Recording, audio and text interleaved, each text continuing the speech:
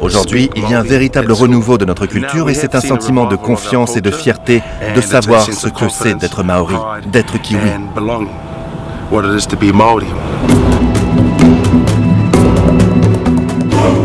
Peuple légendaire venu de Polynésie, les Maoris ont débarqué les premiers sur ces terres de feu il y a près de 1000 ans. Ils ont dû s'adapter à cette nature puissante où le tropical côtoie le glacial. Les Maoris en ont fait leur dieu, leurs ancêtres. Leur relation fusionnelle avec l'environnement fait partie de leur ADN. Aujourd'hui, après des décennies d'acculturation, les Maoris tentent de retrouver leur identité.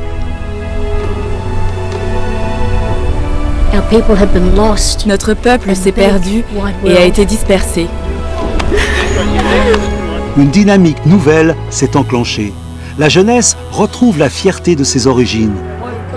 Alors, suivre leur combat, c'est essayer de comprendre leur conception du monde si singulière dans un décor envoûtant, décrit comme le rêve ultime du voyageur.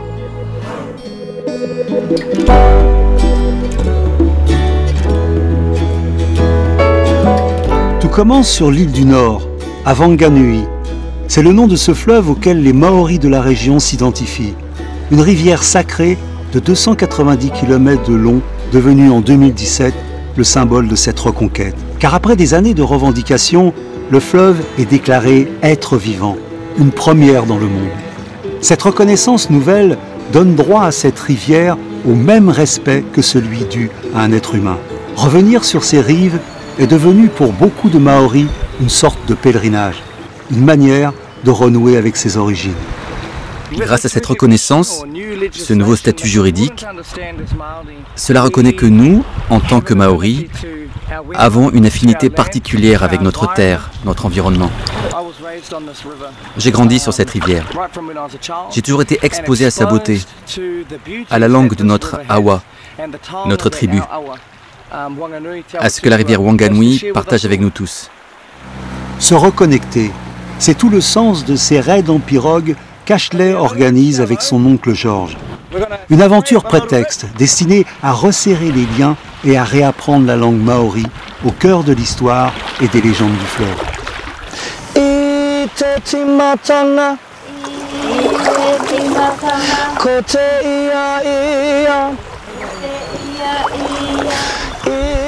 Aristi et sa sœur Rereomaki ne sont jamais revenus dans le village de leur enfance. Mais le nouveau statut de la rivière Wanganui a réveillé leur besoin de renouer avec leurs racines. Nous avons grandi à Wellington et nous sommes citadins. Cela va être une belle aventure. Nous sommes impatients de la vivre et de nous reconnecter au fleuve. Se sentir chez soi. Parce que même si nous n'avons pas été élevés ici, nous sommes d'ici. Nous voulons juste nous reconnecter avec nos origines, avec notre identité.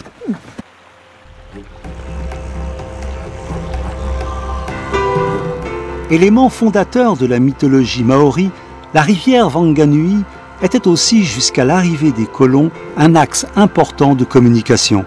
La région était l'une des plus peuplées. Mais avec le traité de Waitangi de 1840, qui fit de la Nouvelle-Zélande une colonie britannique, les Maoris sont peu à peu dépossédés de leur territoire.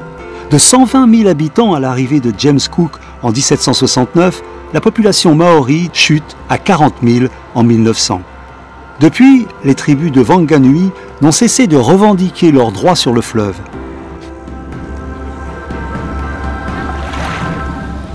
Nous sommes arrivés à Tieke, un lieu très important de la rivière, avec une histoire significative, une histoire qui a vraiment façonné ce que cet endroit est devenu aujourd'hui.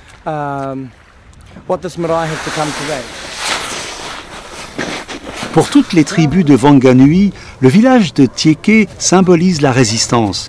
Mais pour avoir le droit d'y pénétrer, il faut, comme la coutume l'exige pour les étrangers, recevoir l'aval des ancêtres. Ici, c'est le Waharua, c'est la porte d'entrée. Et c'est le passage obligé de tous les villages. Autrefois, selon la tradition, c'est là que se déroulaient les derniers affrontements d'une bataille.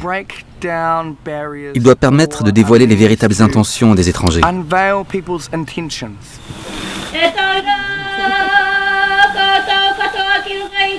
La cérémonie commence par le Tekaranga, l'appel de bienvenue prononcé par Kiritai, la gardienne du Marae, qui par sa voix représente les ancêtres et accorde son hospitalité.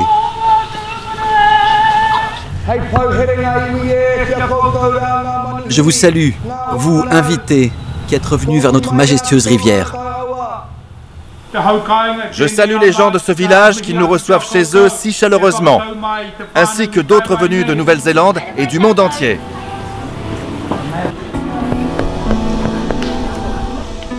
Hôtes et visiteurs mélangent ensuite leur souffle en signe d'unité. Ce baiser du nez et du front, appelé le hongi, honore toute forme de vie en ce monde.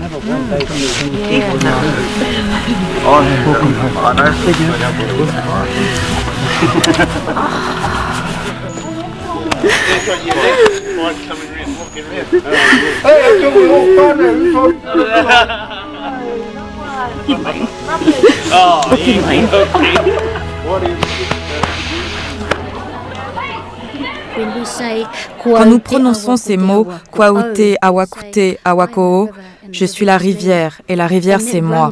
Elle coule dans nos veines. La rivière est comme une autoroute. Essayez d'imaginer. Fermez les yeux et vous verrez des wakas, des pirogues voguant avec leurs familles, allant de lieu en lieu. Et imaginez les enfants rire, courir et sauter dans la rivière, et les parents cultiver leur jardin, exploitant durablement la terre. Et ce que nous voulons aujourd'hui, c'est raviver cette culture. Et il est important de dire, revenez chez vous, revenez vers votre tribu, la rivière vous appelle.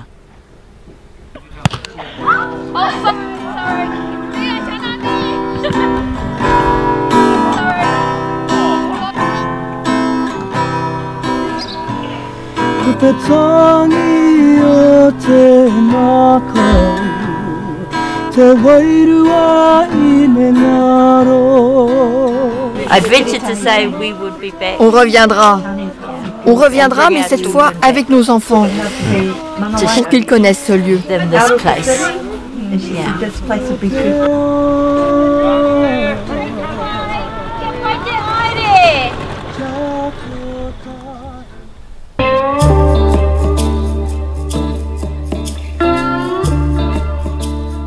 De retour dans la ville de Wanganui, à l'embouchure du fleuve, Ashley va valider son dernier pèlerinage par un nouveau tatouage.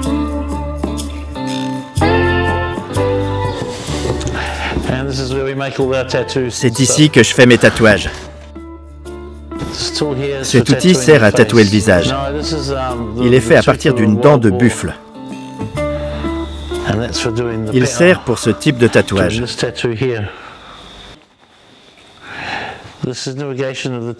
Là, on voit cet homme, il voulait tatouer entièrement son visage. À l'époque, c'était l'ambition de chaque homme d'avoir son visage tatoué.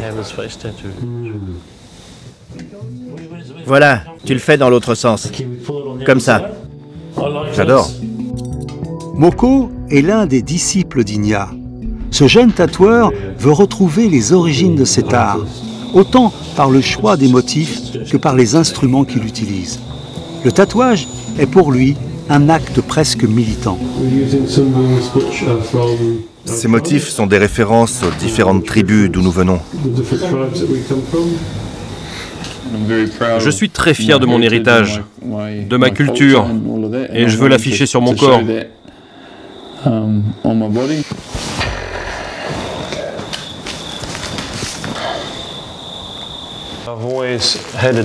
J'ai toujours ressenti une profonde tristesse que personne ne pratique cela dans notre pays à la façon de nos ancêtres. J'ai toujours pensé que c'était une grande perte pour notre culture et j'ai toujours voulu la faire revivre. Remettre en avant cette pratique fait partie d'un mouvement culturel plus large qui consiste à réhabiliter et à se réapproprier notre identité. Je rêve que nos parlementaires portent le moko, le tatouage facial, comme autrefois quand nos leaders portaient le moko. C'est bon, c'est fini.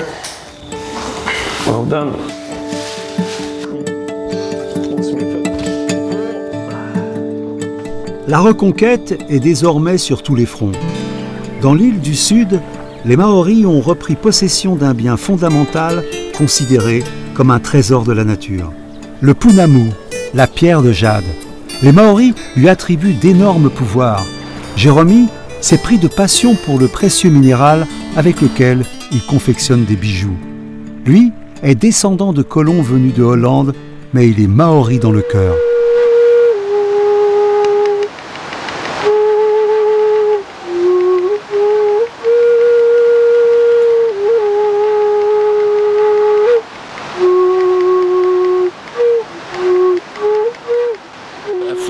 Ce genre de flûte est traditionnellement fabriqué à partir d'os de jambe d'un ancêtre.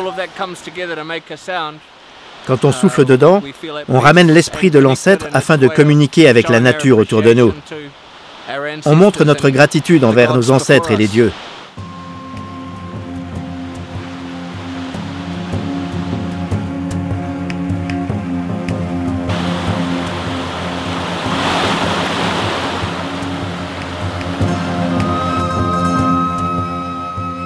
Jérôme a l'œil affûté et il est déjà sur une bonne piste. Mais il n'est pas au bout de ses surprises.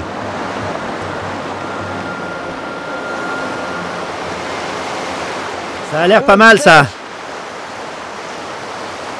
C'en est. C'est bien du jade. Que cette source de vie, cette eau pure, bénisse, guérisse et régénère.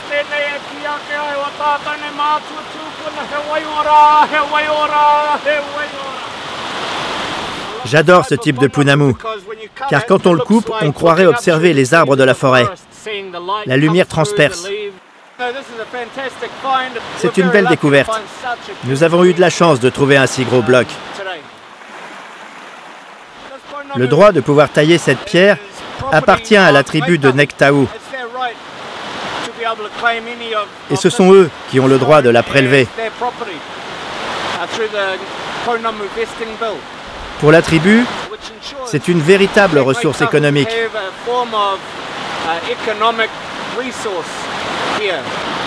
Il ne faudrait pas moins de 4 personnes pour emporter ce morceau. Mais on peut la vendre aussi, je prends même les cartes de crédit. En réalité, seuls les Maoris ont le droit de prélever d'aussi grosses pierres. Le punamu est sacré. Et depuis 20 ans, les Maoris ont reconquis leurs droits sur ce taonga, ce trésor de la nature. À l'embouchure de la rivière, sur la côte ouest de l'île, la petite ville d'Okitika est entièrement dédiée au jade. Un véritable business qui assure l'économie de toute la région.